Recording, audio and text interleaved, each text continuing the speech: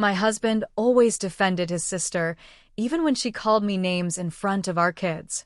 One day I heard her say, "You deserve someone with a real job." He laughed. I was standing right behind the door. When I confronted him, he said, "She's family. You're temporary." I packed a bag. He laughed again. A week later, I served him papers during his sister's baby shower. His mom pulled me aside and whispered, "You did the right thing." I met Chris at a 4th of July barbecue when I was 26. He was 30, clean-cut, worked in insurance, made decent money, had no kids. He was polite, sweet, the kind of guy your parents would call stable. I was teaching preschool, living in a small apartment with my cat. I didn't have much, but I had peace. At first, Chris made me laugh. He'd send me coffee at work just because. He liked my cooking. He said I was calm, and he needed that. I remember thinking, wow, this could be it. We moved fast. 6 months in, we moved in together. A year later, we got married at the courthouse. No big wedding. I didn't care. I thought love was enough. That was mistake number 1. His sister Rachel was at the courthouse that day. She didn't say a word to me. Just stood in the back wearing sunglasses, scrolling on her phone like she was bored. After we said, "I do," she walked up and said, "You're brave for marrying into this family." Then she laughed and walked away. I should have known then. Rachel was younger than Chris by 2 years. She didn't work. She ran a boutique online, which really meant she posted Instagram stories about crystals and candles and asked people to DM her. Her fiancé, Brandon, was useless. He played in a band that never booked shows and wore leather jackets in 100-degree heat. Rachel never liked me. I think she saw me as competition for Chris's attention. She'd make digs at family dinners, like, "You still working with toddlers? That must be exhausting, all those diapers and tantrums." When I'd answer, she'd smirk and say, "I guess someone's gotta do it." Chris would just roll his eyes and say, "She's joking." Or worse, just ignore her. But the thing is, it wasn't just words. Rachel would come over and start rearranging things in my kitchen, like it was hers. She'd tell my kids, "When I have a baby, and Rachel's house is gonna be fun," while giving them candy I told her not to bring. Once, she called me the babysitter in front of my kids. I looked right at Chris and waited. He just took a sip of his beer and said nothing. The final straw came one Thursday afternoon. Chris got off work early. Rachel was over. I was upstairs folding laundry when I heard them talking in the den. I wasn't even trying to eavesdrop. I was walking past when I heard Rachel say, "You deserve someone with a real job, not a glorified nanny." And Chris laughed. Not just a chuckle. He laughed. Then he said, "She's family. You're temporary." I stopped walking. I was behind the door. I felt my throat close. I didn't move. Didn't breathe. Just stood there, gripping a basket of clean clothes, while my husband told his sister I didn't matter. Later that night, I didn't say anything. I waited. The kids were asleep. I looked at Chris across the dinner table and said, "Do you think I'm temporary?" He blinked. "What are you talking about?" "I heard you," I said. "You and Rachel." He looked annoyed. "You're listening to our private conversations now? You laughed when she insulted me." He shrugged. "She's family. And I'm what?" He looked right at me and said, "You're emotional. You always take things personally. You need to grow up." So I packed a bag. He watched me do it and laughed again. "Go ahead," he said. "Let me know when you're done being dramatic." I took the kids to my sister's place across town. I didn't cry. I didn't scream. I just sat in the spare bedroom and stared at the wall while my 4-year-old slept beside me. The next day, I made 3 phone calls, one to a lawyer, one to a financial advisor, and one to my boss to ask if I could pick up extra hours. While Chris was busy laughing, I was making a plan. See, I knew more than he thought. I handled our bills. I had access to everything. The mortgage, the credit cards, the shared investments. I knew exactly how much money he'd funneled into Rachel's so-called business. I knew about the loan he took out for home repairs that actually went to her rebranding her online store. And I kept records. A week later, Rachel's baby shower was set to happen at her friend's barn outside Tulsa. Chris had helped plan it. He bought the cake, rented the tables, even paid for the stupid mommy-to-be sash she bragged about. That's where I went. I showed up wearing black, simple heels, no jewelry. I walked in with the kids. People stared. Chris's face froze when he saw me. I walked straight to him and handed him a yellow envelope. "What the hell is this?" he said. "Divorce papers." He looked around, trying to laugh it off. "You're embarrassing yourself." I leaned in and said, "No. I'm making it official. Remember? I'm temporary." He didn't say anything. Rachel stood up from the folding chair like she was ready to fight me. She didn't get the chance. Chris's mom, who'd been standing by the punch bowl, came over, took my arm, and pulled me aside. She looked at me with tired eyes and said, "You did the right thing." I nearly broke. I nodded, didn't cry, and walked back to my car with my kids. What happened after that? Oh, there's more. Way more. Rachel wasn't done trying to ruin my life. Chris got nasty. But so did I.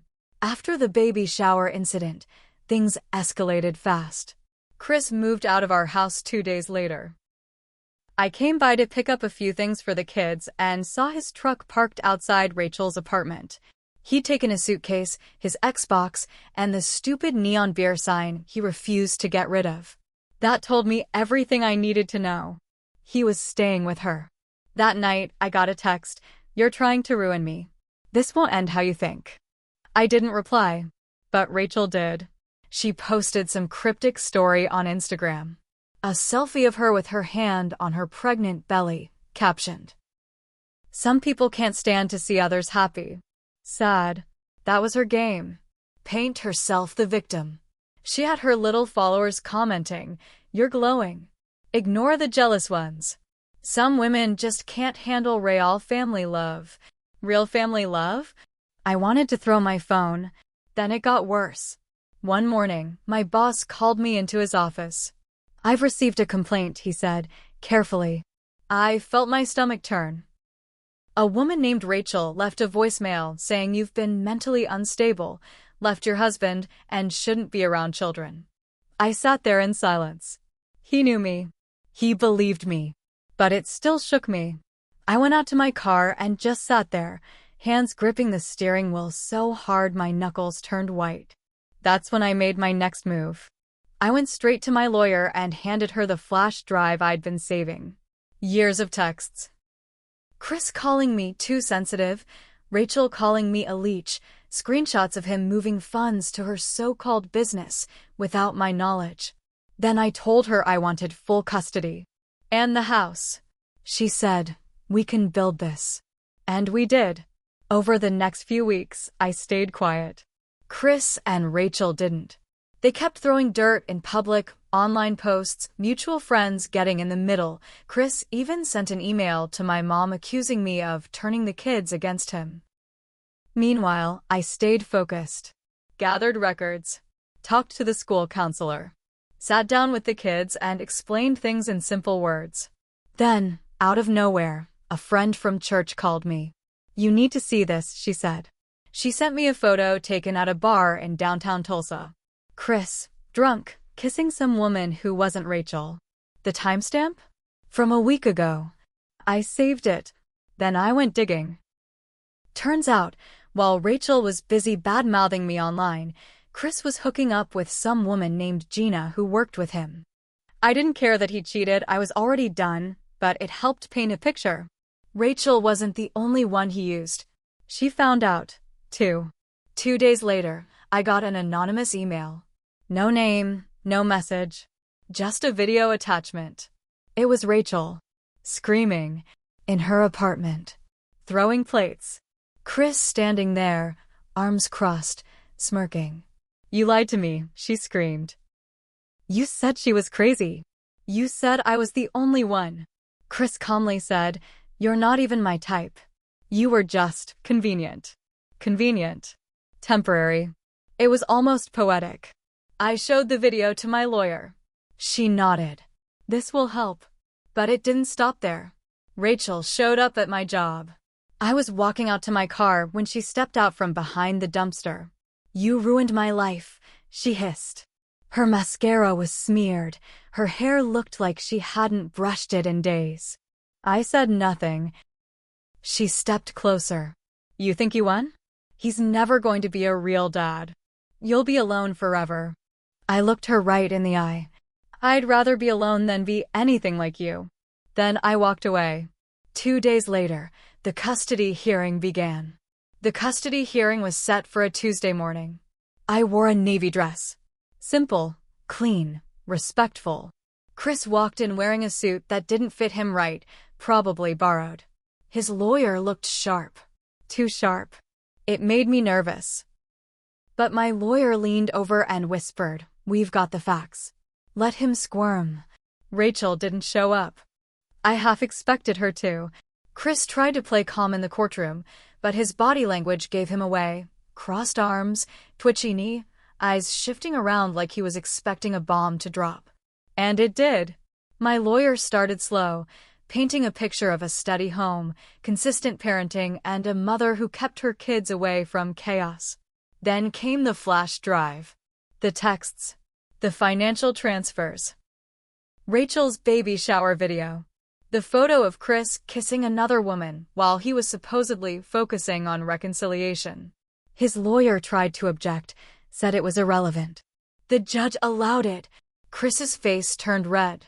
But the real twist came when my lawyer asked to bring in a witness, someone who requested to remain anonymous until the day of. It was Gina, the woman Chris had been seeing behind Rachel's back. She walked in looking nervous, but strong. Sat down and told the court how Chris lied to her about being separated, said I was unstable, said Rachel was just his dependent sister who couldn't handle stress. Then she dropped the hammer. He told me if his wife tried to take the kids, he'd make her look crazy. That he had friends who'd say she was unfit. I could feel every eye in that room shift to Chris. Even the judge sat back a little. It wasn't just a custody case anymore. It was character assassination, his own. My lawyer leaned in and whispered, "We just won." But the real twist came after court let out. As we stepped outside, a woman approached me. She looked maybe late 50s, heavy coat, kind eyes. She said, "You don't know me, but I used to work for Rachel. I managed her store's finances until she stopped paying me." I blinked. Okay, she's been hiding money. A lot of it. In Chris's name. My lawyer stepped in immediately and got her contact info. What Rachel and Chris had done. Moving money through each other's names, fake business expenses, even dipping into a shared education account we had for our kids. That opened a whole new case. Financial misconduct. Possibly fraud. I felt sick. This wasn't just a divorce. It wasn't just betrayal. They were using me. For years. And now? Now they were about to face consequences they never saw coming. The fraud investigation moved fast. Once the woman who used to work for Rachel handed over her files, it became clear. Rachel had been funneling fake business expenses through a joint investment account that had both her name and Chris's name on it. But the kicker? That account was originally meant for our kids' future. College, emergencies, all of it. They spent over $42,000 in 3 years on things like retreats, designer clothes, and some shady consulting service that turned out to be a front. My lawyer pushed to freeze the account. We got it. Chris's face when he got served again. This time for financial misconduct was unforgettable. His cocky smirk was gone. He showed up to court looking like he hadn't slept. Rachel didn't come at all. In the end, the judge granted me full physical custody. Chris got supervised visitation twice a month. He was ordered to pay child support, which I knew he'd try to get out of. But the real hit came when the IRS got involved. Turns out, Rachel's business had dodged taxes for 2 years. And since Chris was a co-signer on a bunch of those documents, he was pulled into the mess. He lost his job a month later. I got the house, the car, and sole access to the remaining savings accounts. The court saw through everything, but even then I didn't feel good. Just empty. Until I got a call from Rachel's fiancé, Brandon. "You happy now?" he spat. I almost laughed. "You mean because your girl's facing tax fraud and your best friend's broke?" He hung up. 3 weeks later, I saw it on Facebook. Rachel gave birth. No baby shower, no gifts, no celebration. Just a single blurry photo with the caption, "Doing it alone." Stronger than ever. It had 2 likes. Chris tried to reach out a few months after everything was settled. He called from a new number. "I just want to see the kids more." I told him, "You laughed when your sister called me useless. You said I was temporary. Remember that?" He was quiet. I continued, "You didn't just hurt me. You humiliated me in front of our children. And you did it for a woman who called me names and stole from us." He started to say something, but I hung up. That was the last time we spoke. Here's the truth I learned the hard way. When someone shows you who they are, you believe them. Chris showed me he didn't value me. Rachel showed me she only saw me as a threat. And I made the mistake of letting it go for too long. But once I stopped letting it slide, once I stood up and said, "No more," they both crumbled. Now it's just me and my kids. And we're doing fine. They laugh again. They sleep peacefully. They don't ask about Daddy much anymore. And when they do, I say, "Daddy made some choices. But we're safe now. And we're strong. Because we are. And I'll never let anyone make me feel temporary again."